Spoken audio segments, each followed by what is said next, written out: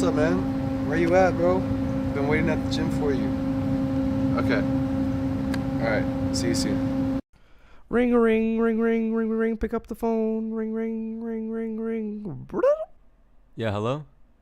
Hey, what's up? Yeah, I just pulled in. Parking now. Yeah, I'll see you in a sec.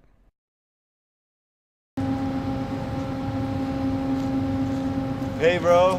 Hey, what's up, dude? Hey, man. How you doing? What took you so long? I've been waiting here for like 20 minutes. Parking, like I told you. Parking? Yeah? You're parking for 20 minutes. Well, yeah. It took me 20 minutes to get over here. There's so many spots available. Why did it take you 20 minutes? Oh, because I had to come over here. My car is all the way over there. Where'd you park your car? Over there. See? All the way over there. That's your car over there? Yep. That's it. Why would you park that far? Oh, so I can jog over here and get some more exercise. The farther I park from the gym, the farther I have to walk. Okay, first of all, you gotta find the closest spot, buddy. Closest spot. But that kind of defeats the whole purpose of coming to the gym then. I want to park as far as I can to get the most exercise. I don't know what's wrong with you today. Let's just go work out. Transportation can affect our health in many ways. The three main ways it affects our health is by injuries due to accidents, air pollution, and physical inactivity. These three ways play a big role in the transportation system. There are an average number of 6 million car accidents in the US every year. More than 90 people die in car accidents every day. Unfortunately, everyone has seen or has been a part of an accident. It is extremely important that drivers wear seatbelts at all times. Seatbelts reduce the risk of death by 45% and cut the risk of serious injury by 50%. 1 in 7 people do not wear seatbelts while driving. Hi, my name is Pedro Lopez. I work for the Florida Department of Transportation, District 7 in Tampa, Florida. My title is like a maintenance project manager. Thank you for joining me today, Pedro. If you don't mind, I would like to ask you a couple questions about transportation and how it may play a role in affecting our health.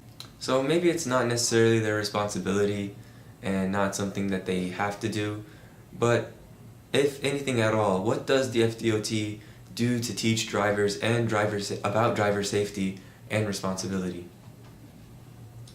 Well, safety is, again, and this is my personal opinion, not the department's opinion. Safety is one of the main things for the department, the safety of the public. So what we are doing is doing all that is in our power to provide with like a better road and safe roads. I know that there has been some directions from upper management to consider all safety aspects when during the development phases of a project, but not only as part of the development phases of the project, but also as part of the operation of the facilities, how we can improve the safety of those facilities. I know that our traffic operations department, they have a safety area, just doing some outreach and outreach to the public and get involved with the community and doing what is possible to improve the safety and having some campaigns, how to do some safety improvements. Means like how to promote safety with the pedestrians, with the drivers, with the bicyclists. So definitely the department is doing all that is on their hands to improve on that aspect, and definitely the traffic operations department is actually the area to coordinate with and get some input from them on this regard. Over the last century, air pollution has increased as the number of vehicles on the road has climbed, even with improvements in emission standards.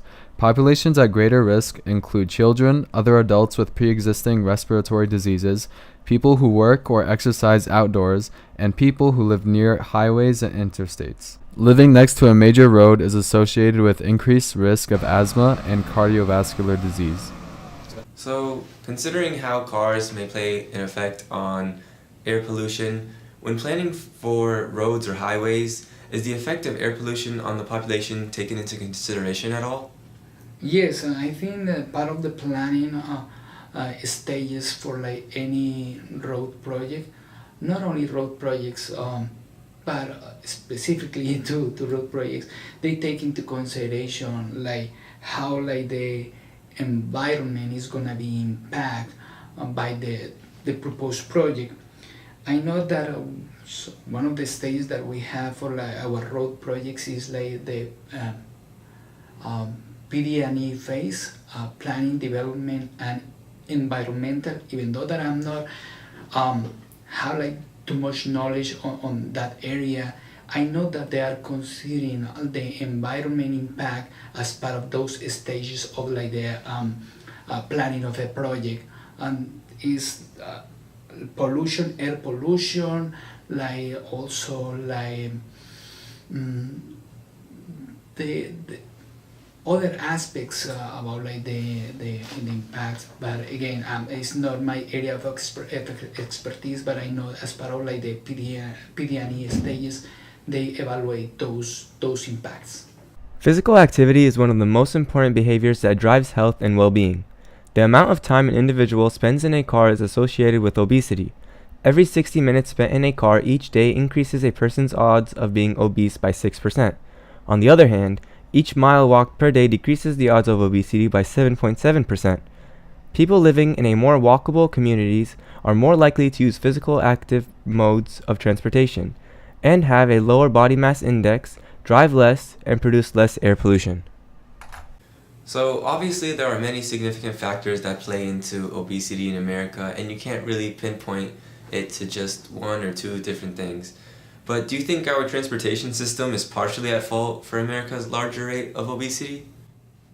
Well, in my personal opinion, that is cultural. I will say that why I'm saying that is cultural, because in some places where like even having like a good public transportation systems, the people prefers the use of like private vehicles to mobilize, and that is based on like different considerations by the person, the privacy, and